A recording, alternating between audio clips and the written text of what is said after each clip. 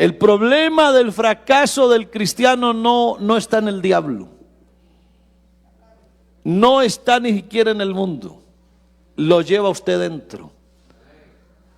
Usted tiene un miserable adentro. Dígale a ese miserable que tiene adentro que venga mañana, que hay palabra de Dios.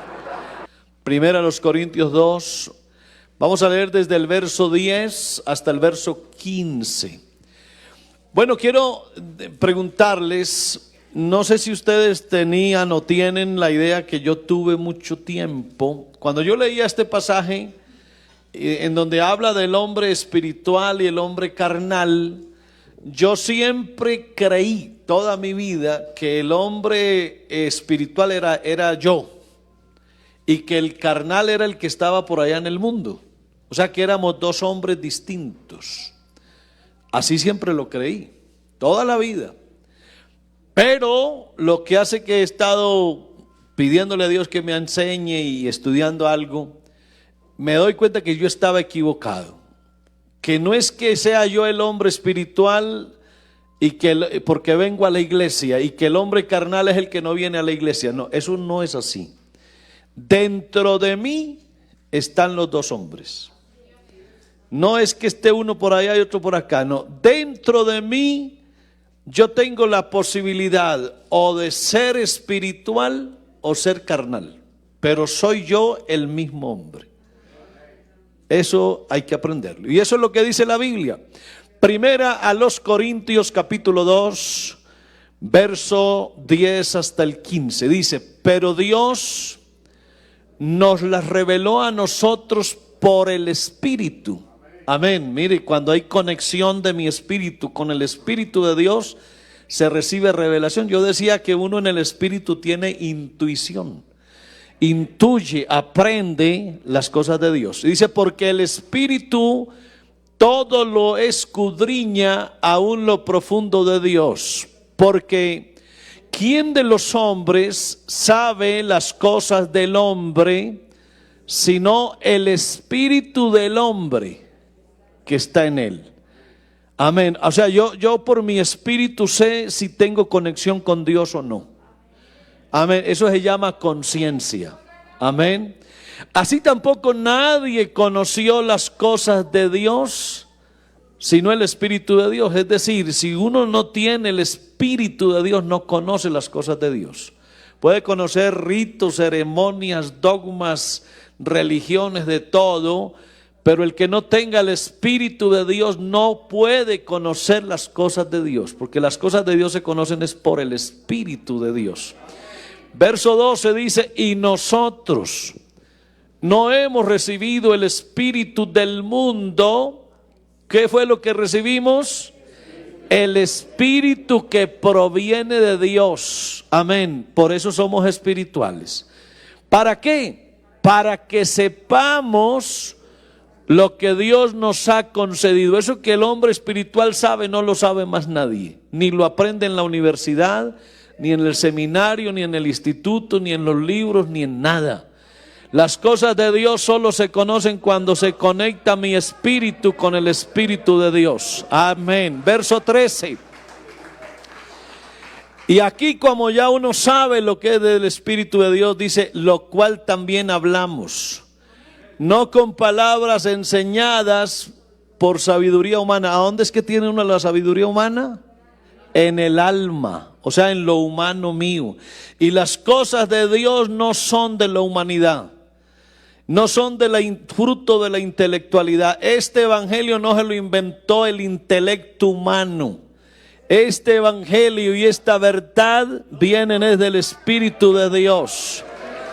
Amén. Por eso, hermanos, por eso es que aquí no necesitamos ser doctores para entender las cosas de Dios. Aquí hasta el más analfabeta metido en Dios conoce las cosas de Dios, porque es el Espíritu de Dios el que se las muestra.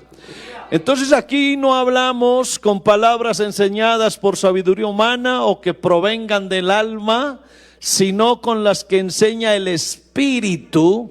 Amén. ¿Cuál Espíritu? ¿Cuál es ese? El de Dios.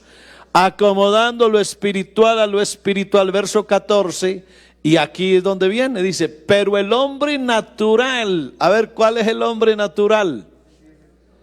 El que lo rige, ¿quién? Las cosas de su alma, o sea, el que se deja llevar por la vida anímica, el que se deja llevar por su mente, por su intelecto, por sus emociones, el que solo tiene vida física, vida orgánica. Ese es el hombre natural. Y el hombre natural no percibe las cosas que son del Espíritu de Dios. Es decir, hermano, uno con el alma no entiende a Dios. O sea, con la parte humana mía, con mi sabiduría, yo no entiendo a Dios. Eso a Dios nos entiende así. ¿Por qué? Porque para Él son locura. Por eso es que a Dios usted no lo puede explicar en un laboratorio, con un tubo de ensayo. No, usted no puede salir del mundo, de la tierra, y ver a Dios por allá y explicarlo. No, a Dios nos explica desde el intelecto. Amén. Al contrario, para un hombre animal, las cosas de Dios son locura y no las puede entender. Por más que usted le explique a un hombre natural que tenga el espíritu muerto, no las puede entender. ¿Por qué? Porque se han de discernir espiritualmente, y como no tiene el espíritu vivo, porque está muerto en delitos y pecados, espiritualmente está muerto, no las entiende. Por eso es que el evangelio se recibe es por revelación. Amén. Se han de discernir espiritualmente. Y verso 15. En cambio, el espiritual, que es el que tiene el Espíritu de Dios, juzga todas las cosas, pero él no es juzgado de nadie.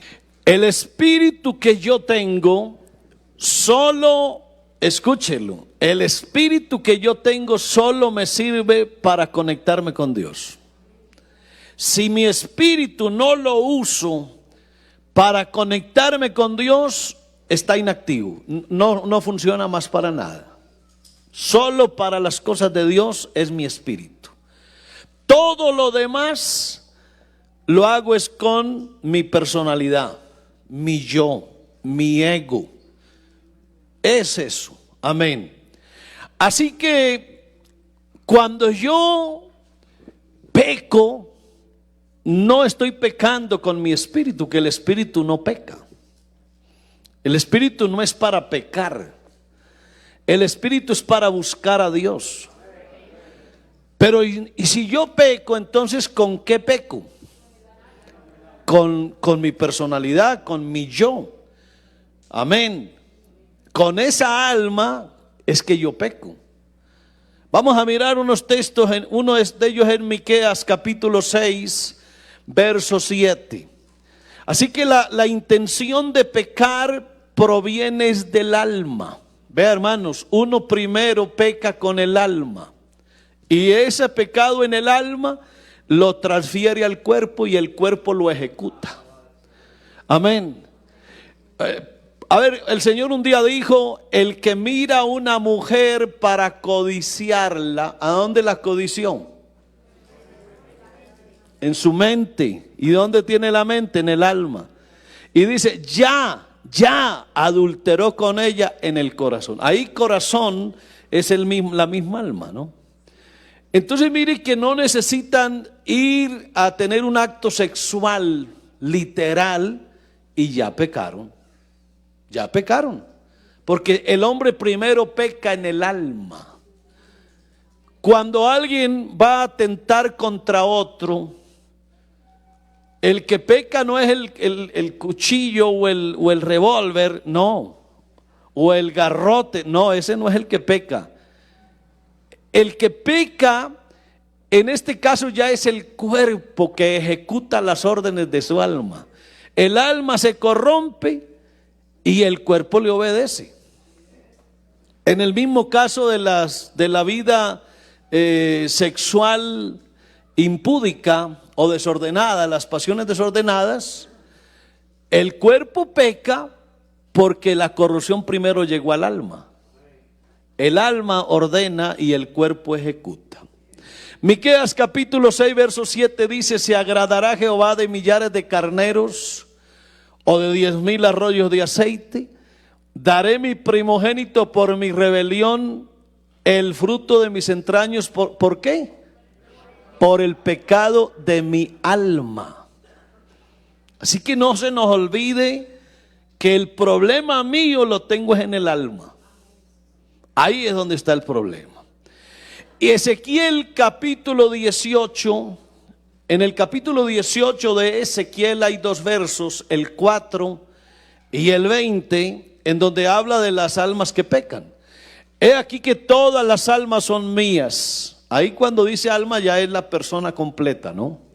Todas las almas son mías, como el alma del Padre, así el alma del Hijo es mía. El alma que pecare, esa morirá. Y el verso 20, ¿cómo dice el 20?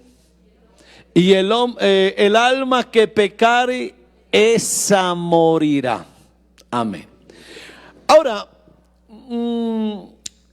lo que voy a decir a continuación puede oírse raro porque de pronto pues uno no lo acostumbra a oír mucho. Pero pregunto yo, hermano, pregunta número 50 y qué, 52. Jesús tuvo alma.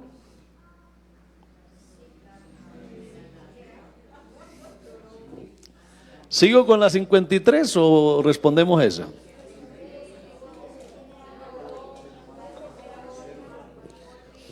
Vamos a ver. A ver, ¿qué es el alma? Es la vida orgánica, la vida física. Es el hálito de vida. Dios sopló y fue el hombre un alma viviente. Así que todo el que tenga vida tiene alma. ¿Alma qué? Humana, porque no hay almas divinas. Todas las almas son humanas. Pues no hablemos de los animales para no enredarnos, pero los animales tienen vida. Lo que los animales no tienen es espíritu, pero los animales tienen hálito de vida. ¿Tienen vida? Y se puede decir que los animales, pregunta número 54, ¿los animales tienen alma?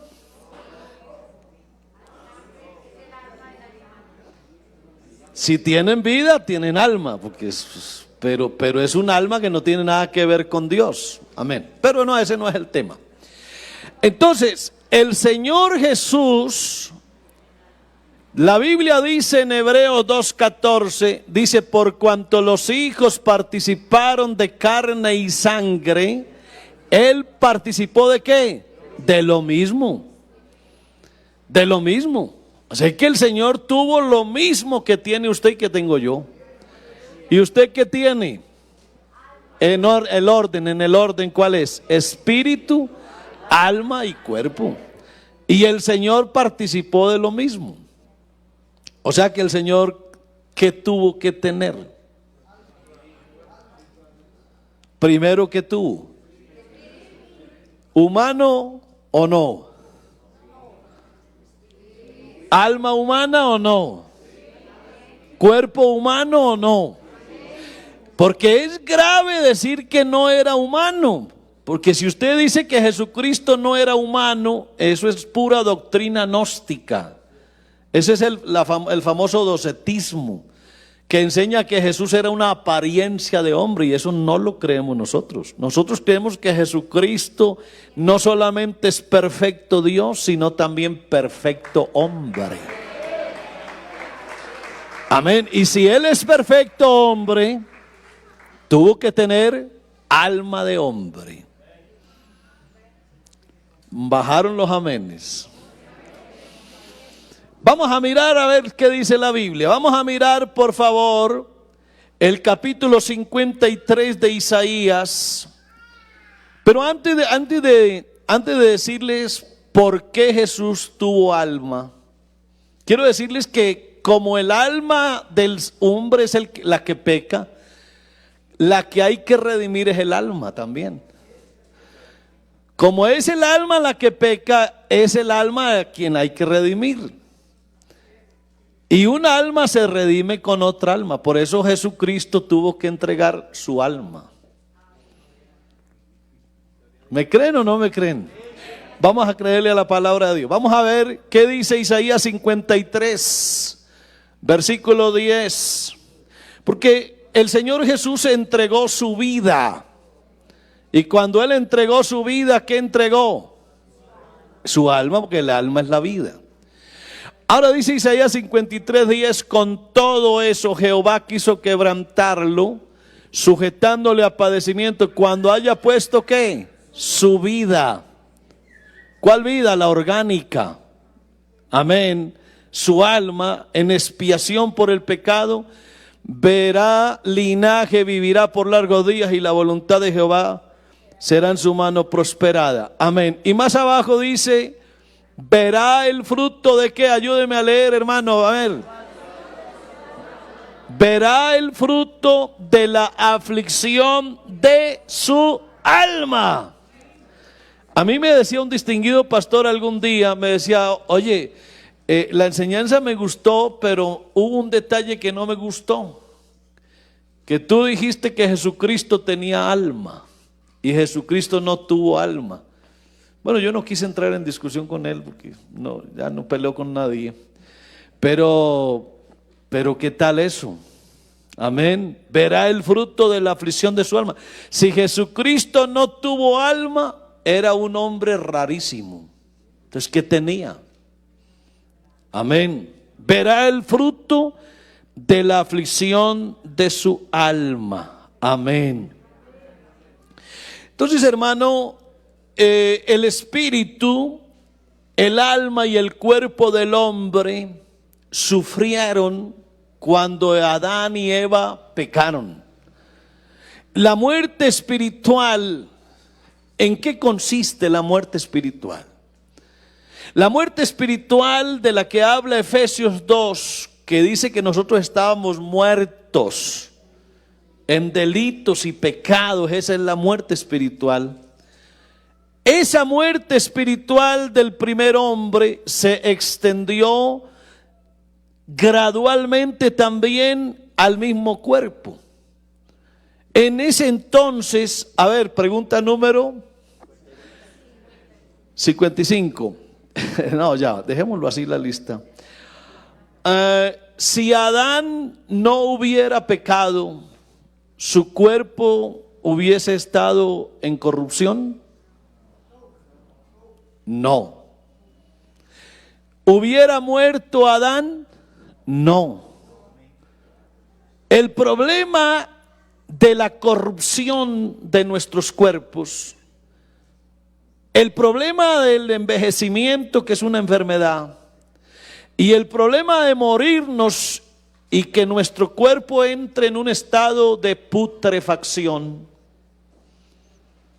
porque según a los 4 días, doctor, ya ningún órgano sirve para nada. Dependiendo de las condiciones. Si está calientito el cadáver, le pueden sacar las córneas, le pueden sacar el corazón, le pueden sacar el hígado, pero en cuestión de unas horitas más, ningún órgano sirve para nada. Amén. Eso es fruto del pecado. Pero Dios, cuando hizo al hombre, no lo hizo así. Lo hizo con eternidad. Pero cuando entró el pecado, entonces no solamente afectó la vida espiritual del hombre, perdió la vida espiritual, se murió espiritualmente porque se rompió la relación con Dios, y eso afectó entonces el cuerpo, y por eso es que el cuerpo ahora vuelve al polvo. Vuelve al polvo como era.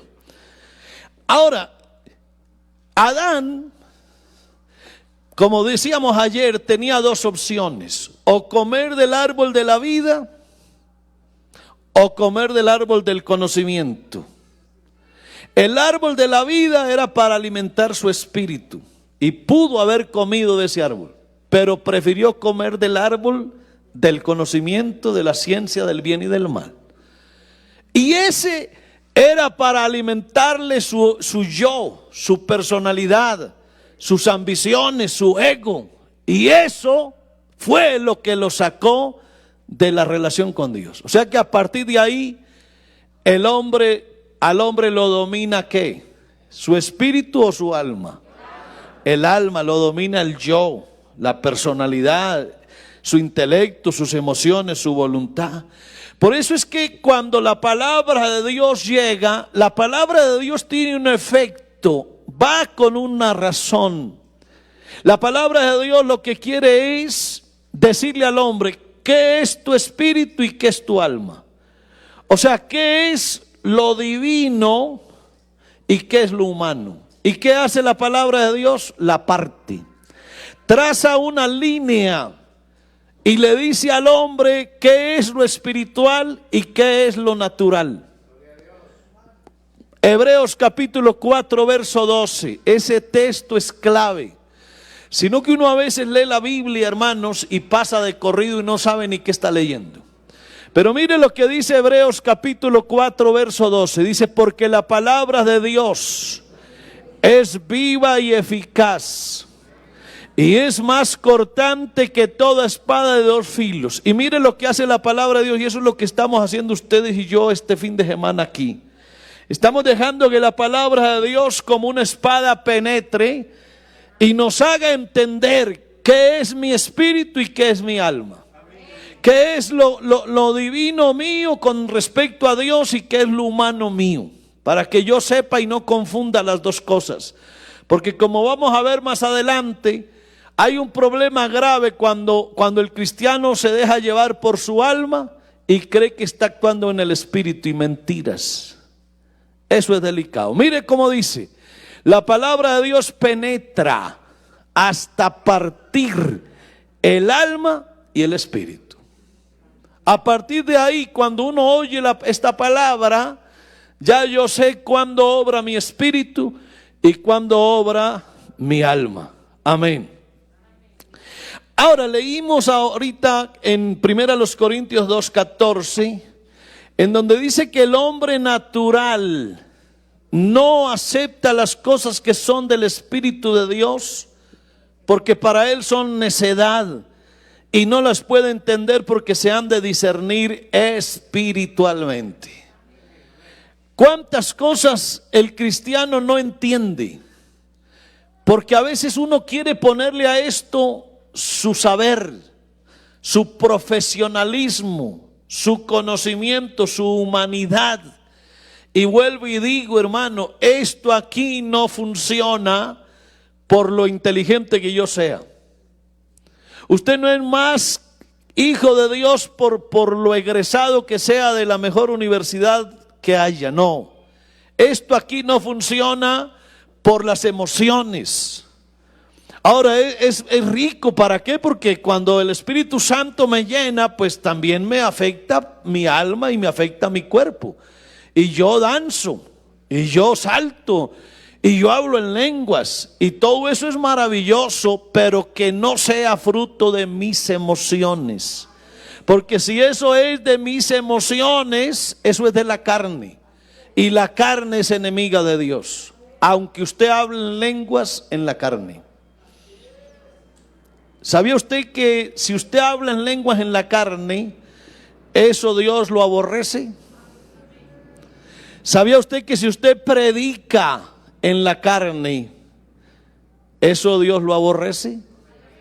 Porque la carne es enemiga de Dios, y todo lo que la carne hace, así sea bueno, a Dios no le agrada. Pero ese es tema para otra ocasión.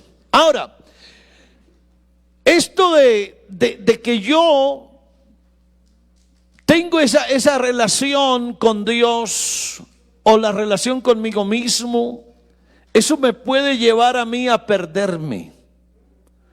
Eso puede llevarme a mí a vivir un cristianismo carnal. Y puedo estar aquí inscrito en la iglesia y el secretario de la junta tiene ahí el libro de membresía y ahí aparezco yo. Pero eso no es lo que sirve. Eso no es lo que funciona. Amén. Yo tengo que tener una vida espiritual para poder algún día ir al cielo. Al cielo solo van los espirituales. Vamos a mirar un poquito, hermanos, cómo fue que Dios hizo para evitar nuestra condenación. ¿Cuál fue el camino que el Señor abrió? Amén. Para que usted y yo seamos salvos. El capítulo 5 de Romanos, verso 12, dice que el pecado entró en el mundo por medio de un hombre. Por ahí entró el pecado. Así que Adán pecó y el pecado entró en el mundo y por medio del pecado vino la muerte. Así que el hombre sin Dios está muerto, muerto. ¿Y cómo se soluciona la muerte? Solamente hay una manera de vencer la muerte y es con la vida. Así que si yo estoy muerto para con Dios, lo único que a mí me arregla la condición de mi muerte espiritual es la vida de Dios otra vez conmigo. O sea, hermano, yo tengo que resucitar a una nueva vida. Y esa nueva vida, amén, es lo que se llama regeneración. Por eso el Señor le dijo a Nicodemo: el que no naciere de nuevo. ¿Por qué nacer de nuevo? ¿Qué es? Es nacer del Espíritu. Y nacer del Espíritu es recobrar la vida del Espíritu que se perdió en Adán. Amén. Así que el camino de la salvación no tiene sino una sola alternativa: recibir la vida de Dios. Es lo único que a mí me vence la muerte espiritual. Lo que vence la muerte espiritual es la vida del Espíritu de Dios en mí. No hay otra manera. Algunos dirán: hermanos, yo puedo educar la carne. Pues déjeme decirle que no hay tal posibilidad. La carne no se puede educar. Y voy a decir algo que puede causar cierto malestar, pero espero hacerme entender. Hay cristianos que creen que orando se vence la carne. Algunos han compuesto canciones que dicen: el poder del cristiano está en la oración. ¿Amén o no amén? No amén. El poder del cristiano no está en la oración. Está en Jesús, que contesta la oración. Ahora, ¿usted por qué ayuna? Y lo que voy a decir no es porque esté en contra de los ayunos ni de la oración, jamás. Al contrario, esa es una forma de cooperar con el Espíritu Santo para poder ser victorioso. Pero es bueno que usted sepa que usted no ayuna para vencer la carne, ni para mejorar la carne. No, señor, usted no hace esas cosas. Usted no viene al culto para educar la carne. La carne no se educa, la carne no se mejora. Para la carne solamente hay una opción, y es hacerla morir. No hay otra manera. No hay otra manera. Ahora, con respecto a la salvación, y por eso es que la canción lema me gusta mucho: no es por mis propias fuerzas. Excelente esa letra. No es por mis propias fuerzas. No, el camino de la salvación no depende del esfuerzo del hombre por mejorar. Esto no funciona con esfuerzo. Por eso es que la gente que se mete a un claustro, que se internan por allá en un convento, yo no sé dónde, y no se dejan ver, en un monasterio, eso es ridículo. Pues con todo el respeto que todos nos merecemos, pero eso no tiene ninguna validez contra la carne. Eso no funciona, porque es que el problema está adentro del hombre. Y con usted encerrarse en un claustro, eso no funciona. O con cubrirse con todo el cuerpo, eso no le funciona, porque el problema suyo lo tiene adentro. Amén. Eso es como cuando alguien tiene una caries en un diente y va donde el odontólogo, Y el odontólogo le pone una corona de porcelana en el diente y le quedó hermoso el diente, pero la caries la tiene adentro. Está lindo ese diente, pero ¿para qué? Si tiene una caries adentro, no te funciona la corona.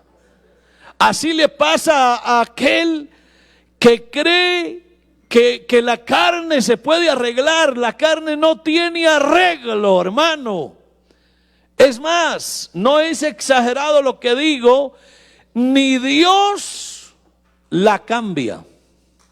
Ni un milagro le funciona a la carne. Porque el Señor ya dijo un día, lo que es nacido de carne, carne es. Y lo que es nacido del Espíritu, Espíritu es. Amén. Entonces, esta situación, hermano, de la muerte espiritual no tiene ninguna posibilidad de mejorarse. Solo se mejora en el sentido de tener la vida de Dios. Ahora, el pecado primero debe ser juzgado. Y entonces podemos ser libres de esa muerte que viene por el pecado. Amén. Así que la salvación que Jesucristo hace no es en sí atacando la muerte espiritual, sino atacando el pecado que la produce. ¿Sí? Porque el asunto es que a veces uno ataca la fiebre que aparece y resulta que la fiebre no es la enfermedad como tal. La fiebre es apenas un síntoma de algo que está pasando adentro. Hay un problema grave en el cuerpo, como un salpullido, por ejemplo, aparece un salpullido en la piel y no es echándose la pomadita que le quite el salpullido, es que eso lo está causando otro problema adentro. Amén. Así que el problema de la muerte espiritual lo causa el pecado. Entonces hay que atacar es el pecado como tal. Y eso fue lo que hizo el Señor en la cruz. Amén. Alabado sea Dios. Lo que hizo el Señor en la cruz fue juzgar el pecado. Y cuando el pecado es juzgado, la muerte espiritual también es acabada o es transformada en vida. Amén. Me decía una señora estos días que fue a hacer aseo a la casa, me decía, hay que limpiar, hay bastantes telarañas. Y entonces me decía ella, pero qué pesar de las arañitas, me toca matarlas. Y ella misma dio la respuesta y me dijo, porque es que si no mato las arañitas, las telarañas vuelven a aparecer. Así que qué pesar de las arañitas, pero hay que matarlas. Y esa es la verdad. Aunque se habla de los animales, ¿no? Y lo respetamos eso, los animalistas y demás, pero es la verdad. Si tú no matas la araña, las telarañas siguen.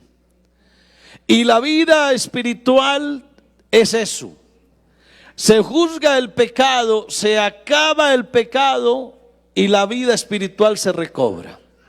Así que la transgresión de Adán nos incluyó a todos. Eso es lo que se llama un pecado federal. Y de igual manera, así como entró el pecado por un hombre, así también por un hombre, Jesucristo, amén, entró la justificación para todos. A su nombre sea la gloria. Ahora, ¿dónde sufrió el Señor Jesús el juicio del pecado? Porque Él no conoció pecado, pero por nosotros se hizo pecado. O sea, ese problema de la araña, que es el pecado, fue el que el Señor llevó a la cruz. Amén. ¿Y dónde sufrió Él el castigo? Lo sufrió en su cuerpo. Y lo sufrió también en su alma. Amén, claro. A ver qué dice Juan 12, 27. Vamos a mirar ese pasaje, Juan 12, 27. Amén.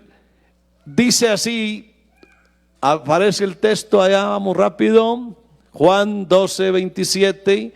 ¿Qué dice el Señor? Ahora está turbada mi alma. Y el amigo mío me decía que Jesucristo no tuvo alma. Entonces yo no sé qué hacer con ese texto. Ahora está turbada mi alma. ¿Y qué diré? Padre, sálvame de esta hora, mas para esta hora llega. Así que ahí su alma se angustiaba. Amén.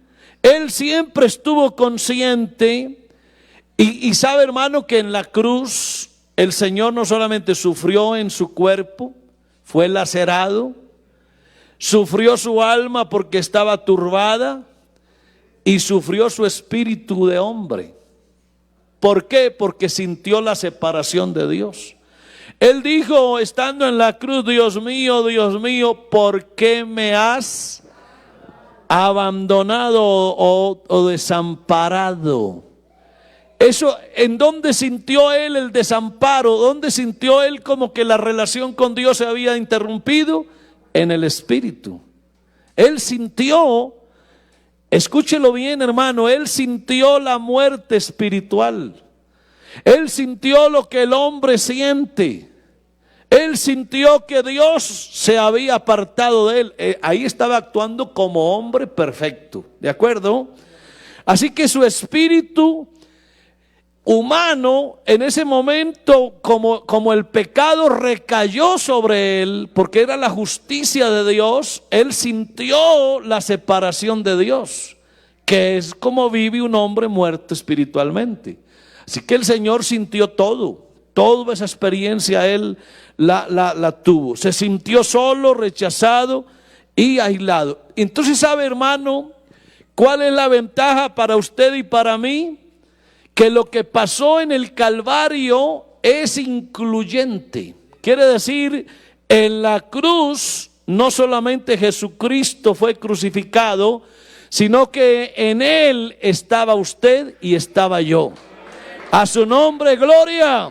Aleluya. Es decir, así como estábamos en Adán cuando pecó, estamos en Cristo cuando murió. Por eso Romanos capítulo 8 verso 1 dice: ahora pues ninguna condenación hay para los que están con Cristo. No diga amén a todo. Escuchen bien.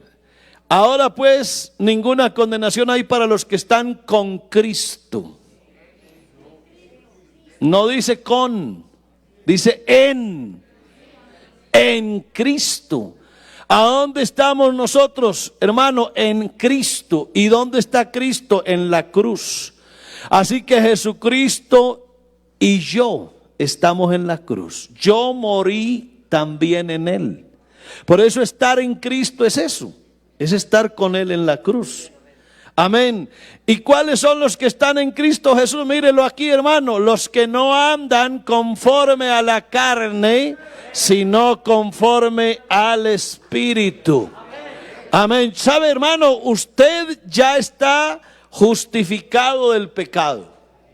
Usted ya se murió. Usted se murió. Amén.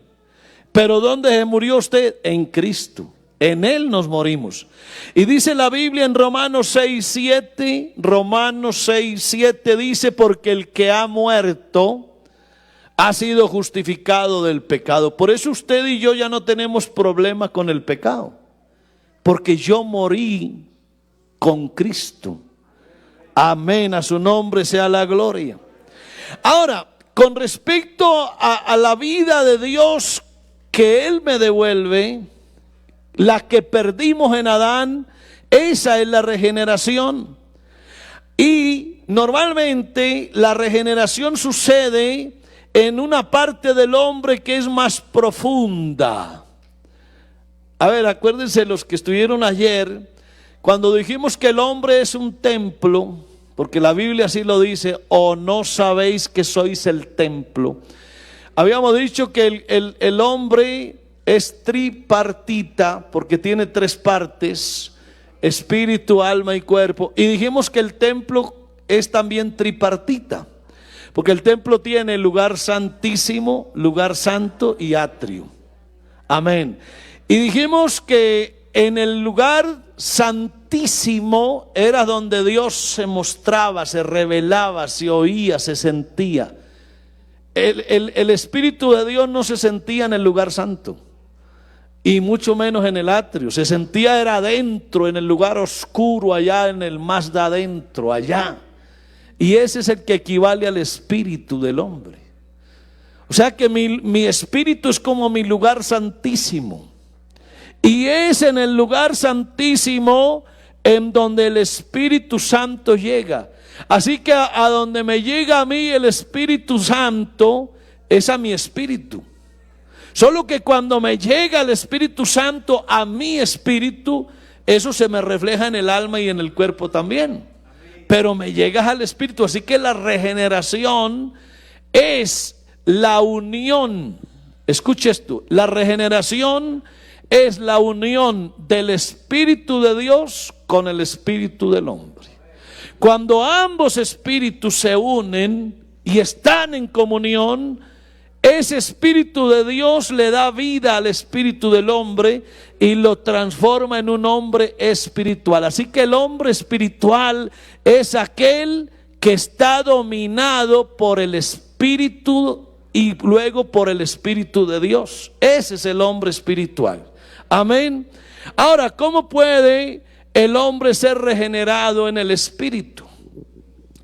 La Biblia dice en San Juan capítulo 1 verso 12, y aquí es donde es lindísimo el tema de la regeneración o el nuevo nacimiento.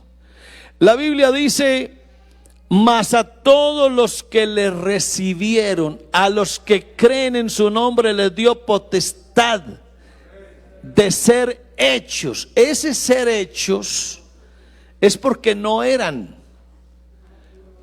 Hay que entender, y si aquí hay algún amigo, qué bueno que lo entienda.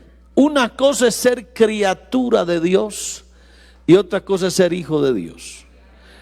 El mundo todo, sean como sean, ateos, agnósticos, budistas, musulmanes, judíos, cristianos, lo que sea, todo mundo es criatura, pero no todo mundo es hijo. Porque para ser hijo de Dios hay que tener unas características. Los hijos de Dios tienen que ser engendrados por Dios. ¿Qué dice el verso 13? ¿Cuáles son los hijos de Dios? A ver, léalo conmigo. Los hijos de Dios no son engendrados de sangre, ni de voluntad de carne, ni de voluntad de varón, sino de Dios. Amén. Eso de ser engendrado, eso es lo que hace Dios a través de su palabra.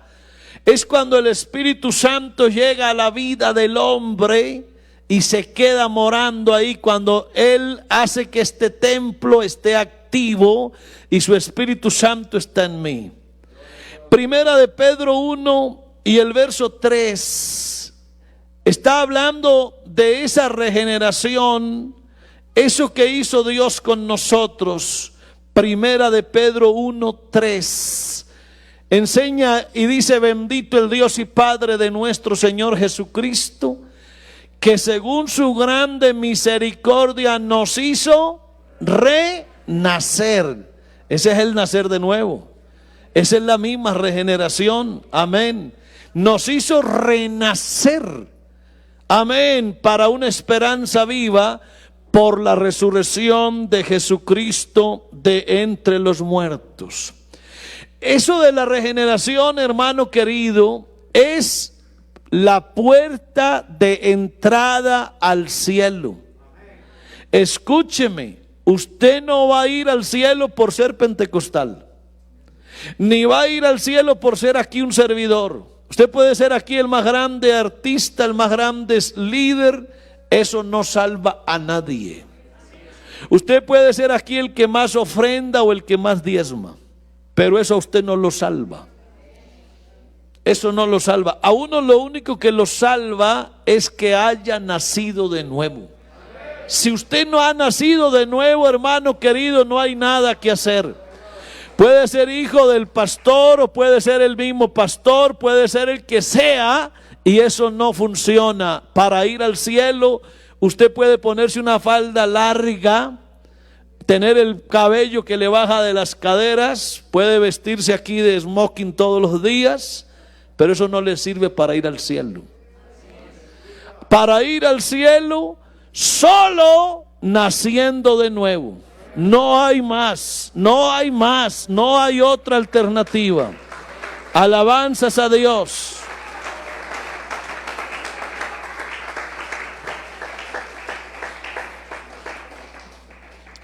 Así que, hermano, esto es más serio de lo que uno piensa. Esto no es solamente vamos a oír una enseñanza, no, esto es supremamente serio. Así es. Ahora, vamos a mirar un texto hermosísimo en Ezequiel capítulo 36 y el verso 26. Ese sí que es importante y está escrito en el Antiguo Testamento, cuando todavía no estaba esto revelado, lo que estamos hablando hoy. Porque en el Antiguo Testamento el Espíritu de Dios no vivía en el hombre. Lo visitaba y se iba. Esto de que el Espíritu Santo viva en nosotros, eso es de ahora, eso es del nuevo pacto. Mire lo que dice Ezequiel 36, 26. Os daré corazón nuevo y pondré espíritu nuevo dentro de vosotros. Amén, esa es la renovación de la que ustedes están hablando. Es que esto es la verdadera renovación. Pondré espíritu nuevo dentro de vosotros y quitaré de vuestra carne el corazón de piedra y os daré un corazón de carne. A ver qué dice el verso 27, por favor. Este es el lindo, hermano. Esto es una hermosura, mire eso. Primero dijo que nos ponía un espíritu nuevo. Ese espíritu nuevo era con E minúscula o mayúscula. Minúscula. O sea que el hombre, el espiritual, es como si estuviera estrenando su espíritu, el propio. Pero uno con su espíritu propio, sin el Espíritu de Dios, tampoco le sirve. A mí me sirve mi espíritu si tengo el Espíritu de Dios conmigo, y si no, no me funciona. O sea, funcionan, son los dos juntos. El Espíritu Santo y el Espíritu mío. Y mire cómo dice el Señor: y pondré dentro de vosotros mi espíritu. Y como consecuencia de tener el Espíritu Santo dentro de nosotros, ¿qué va a pasar? Haré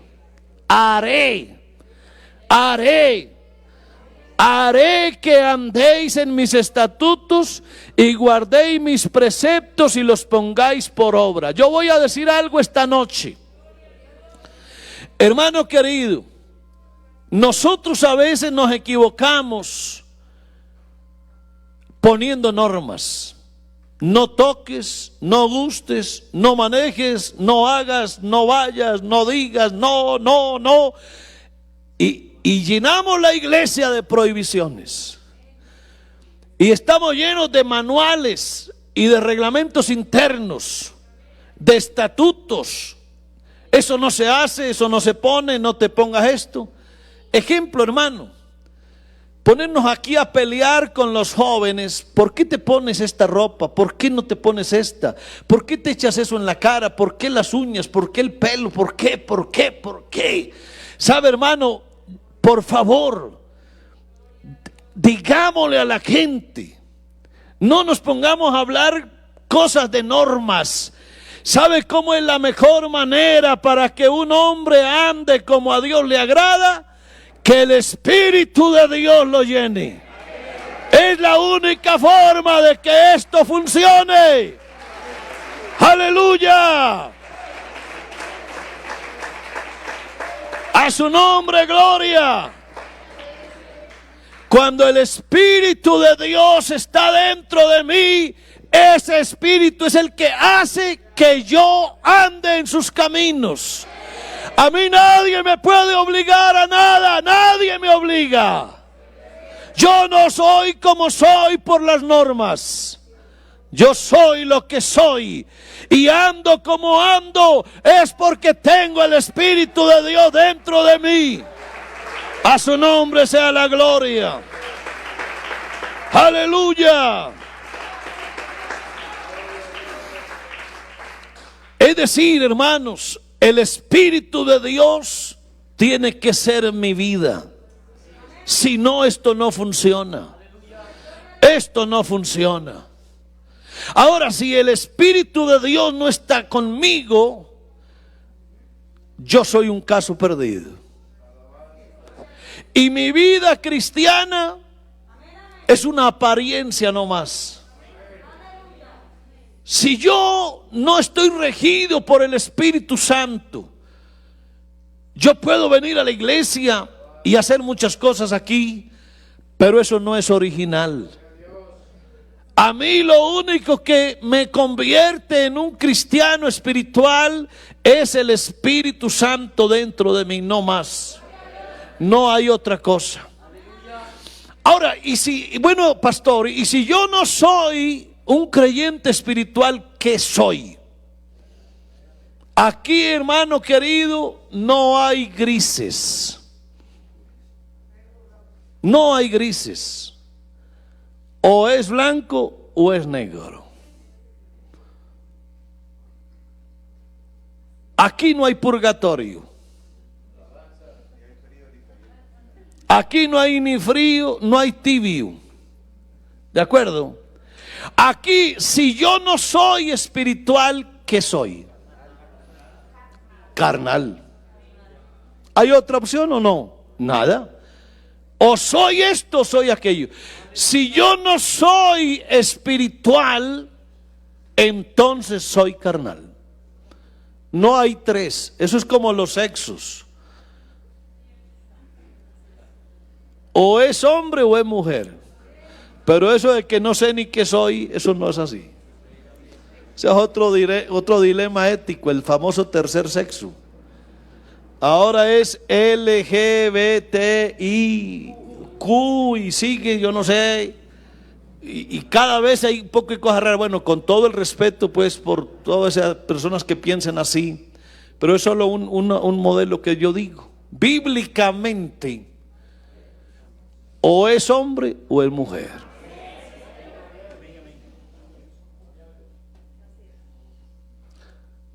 Bueno, iba a decir otra cosa, pero este es otro tema de bioética, entonces de eso no voy a hablar. Hay solo dos clases de creyentes. Vamos a mirar primero a los Corintios 3:1. Dos clases de creyentes, no hay tres. O es uno o es otro. Primero a los Corintios 3:1, el apóstol Pablo dijo: de manera que yo, hermanos, no pude hablaros como a espirituales. Ese es el primer tipo de creyente, el espiritual. ¿Y cuál es el espiritual? El que tiene el Espíritu de Dios dentro. Y claro, como yo tengo el Espíritu de Dios, yo ando en el Espíritu. Pero para andar en el Espíritu tengo que vivir en el Espíritu. Porque si no vivo, no ando. O sea que primero es sábado que domingo, ¿cierto? Primero, el orden, mire el orden para ser espiritual. Para poder andar en el Espíritu, tengo que vivir en el Espíritu. Y para poder vivir en el Espíritu, tengo que nacer del Espíritu. O sea que esto no es esto sin lo otro. O sea que primero nazco del Espíritu. Y cuando nací del Espíritu, ahora vivo en el Espíritu. Y cuando ya vivo en el Espíritu, ando en el Espíritu. Amén.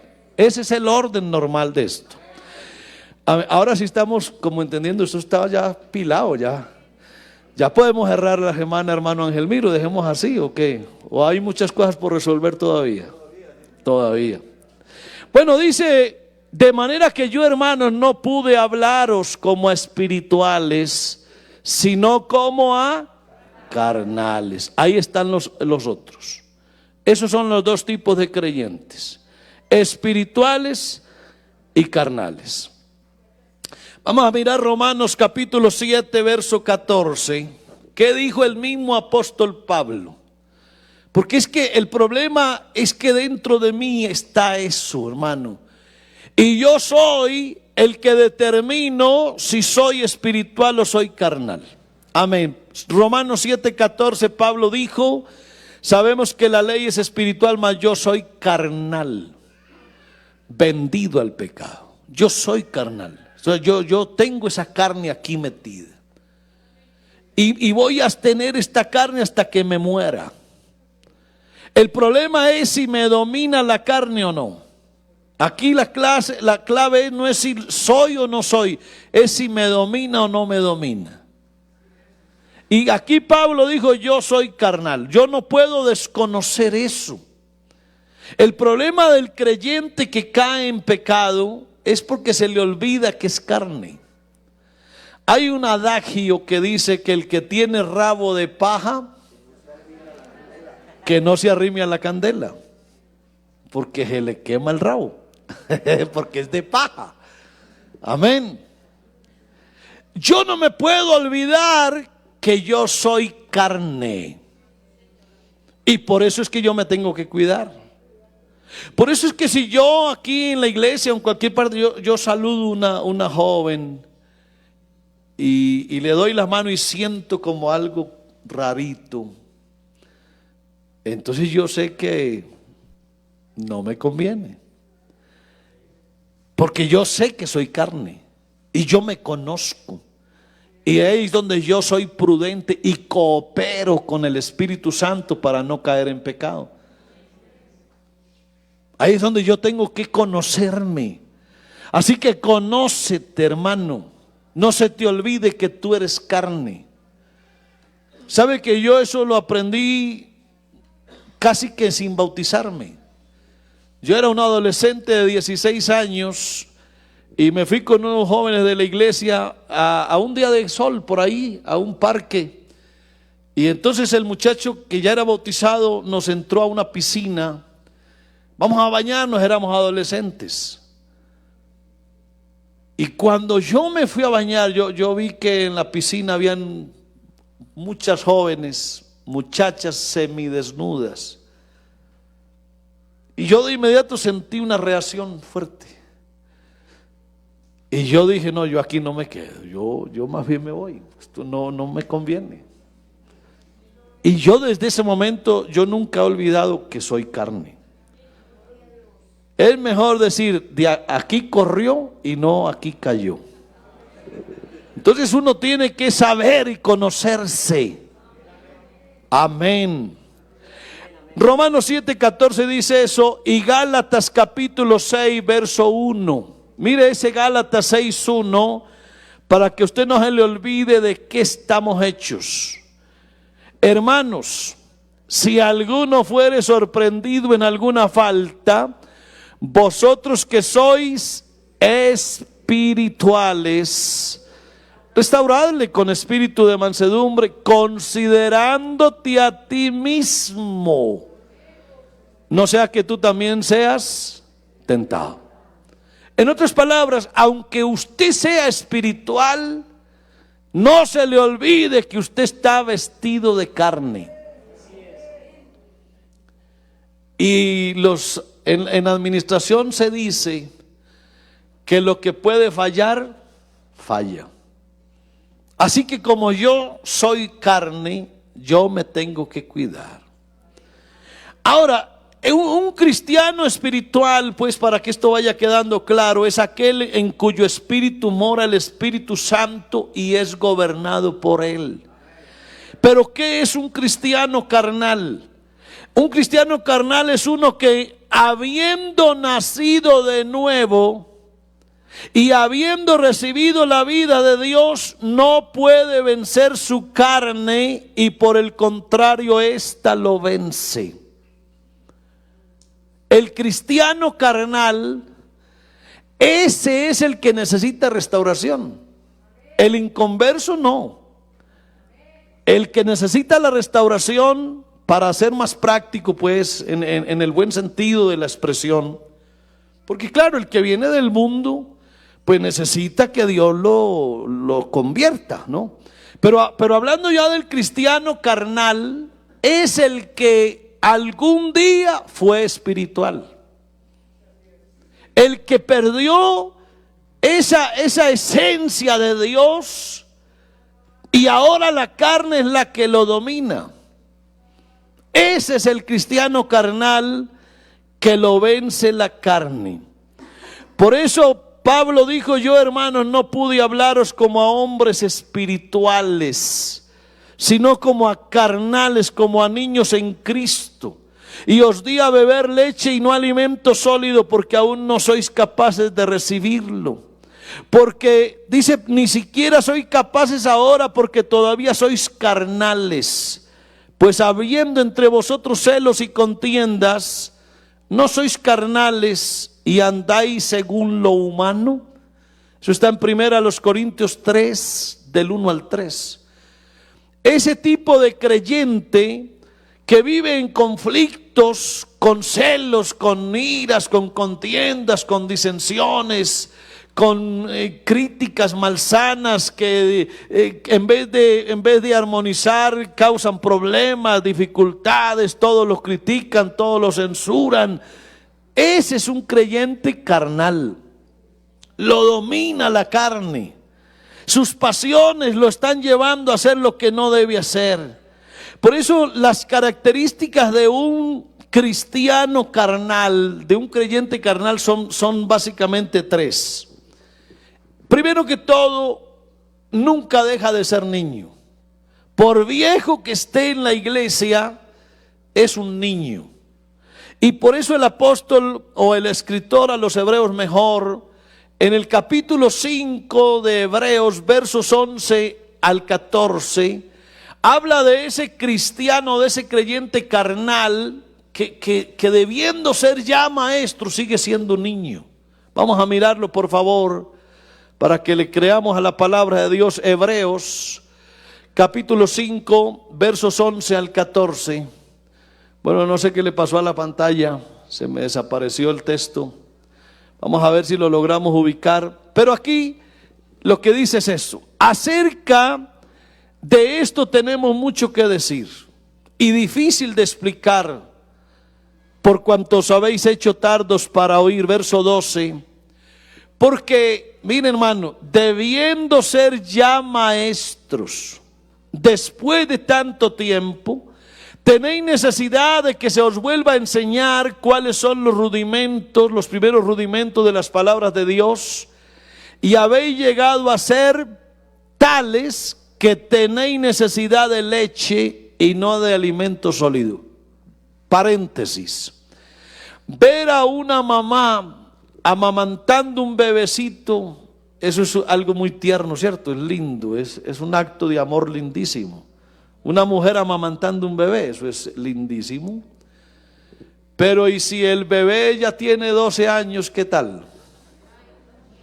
¿Cómo se ve? ¿Tierno? Horrible. ¿Horrible? ¿Y eso qué es eso? Ya eso no tiene explicación. Pues mire que esa es la figura que el escritor a los hebreos dice. Ustedes ya debiendo ser maestros, mire, a estas alturas de la vida todavía hay que amamantarlos. Eso no puede ser, hermano.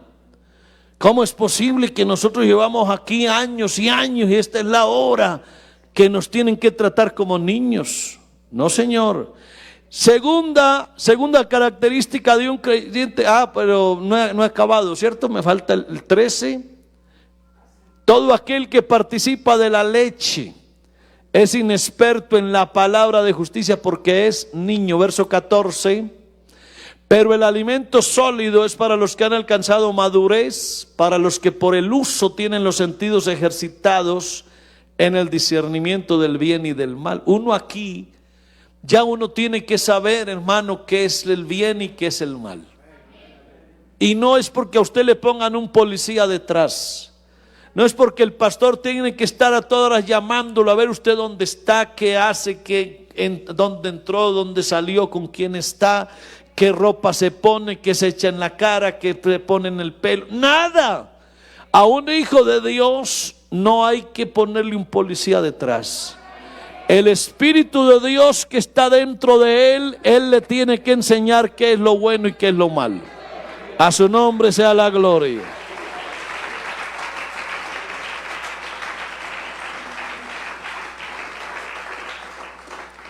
Y la otra característica está en 1 Corintios 3 y el verso 3. Dice, porque todavía sois carnales. ¿Cuál es la razón? Dice, pues habiendo entre vosotros celos, contiendas, disensiones. Pregunta el apóstol, ¿no sois carnales y andáis como hombres? Así que ser carnal, ¿qué significa ser carnal? Significa andar según lo humano. Mire la hora que es, hermano, esto es qué pena con ustedes, ¿no? No, hay que dejar algo para mañana. Usted sabe, hermano querido, cuáles son los pecados de la carne, cuáles son las cosas de la carne. ¿Sabía usted, hermano querido, lo que tenemos que hacer con la carne? Bueno, si usted quiere saber de esto, mañana a esta misma hora y por este mismo canal vamos a continuar el tema. A ver qué hacemos, porque es un problema grave, hermano. La carne es un problema gravísimo, gravísimo. Yo una vez prediqué un sermón y lo titulé Matar o Morir. Y le cuento, usted tiene un enemigo grave. Y grave es porque duerme con usted, no es su esposo ni su esposa. Entra al baño con usted, sale con usted a trabajar, a estudiar, a todo lado, no lo abandona. Ese enemigo es más grave es más peligroso que el diablo. Y más peligroso que el mundo. No le eche la culpa al pobre diablo. El pobre diablo va para el infierno. El problema del fracaso del cristiano no está en el diablo. No está ni siquiera en el mundo. Lo lleva usted dentro. Y por eso el apóstol Pablo habló del miserable que llevamos dentro. Usted tiene un miserable adentro. Dígale a ese miserable que tiene adentro que venga mañana, que hay palabra de Dios. Póngase de pie y démosle gracias a Dios. Que Dios nos ayude, hermanos. Que Dios nos ayude. Vamos para el cielo. Vamos para el cielo. Pero hay que ser espirituales. Aleluya. Aleluya. A su nombre la gloria. A su nombre gloria. Levanta tus manos. Levanta tus manos. Levanta tus manos. Aleluya, que tu espíritu ordene. Que tu alma obedezca. Que tu cuerpo se sujete. Porque la carne es débil, el espíritu está presto. Pero mi espíritu está en tus manos, oh Dios. Soy espiritual. Aleluya. Aleluya. Aleluya. Alaba a Dios, hermano. Alábalo. Alaba a Dios.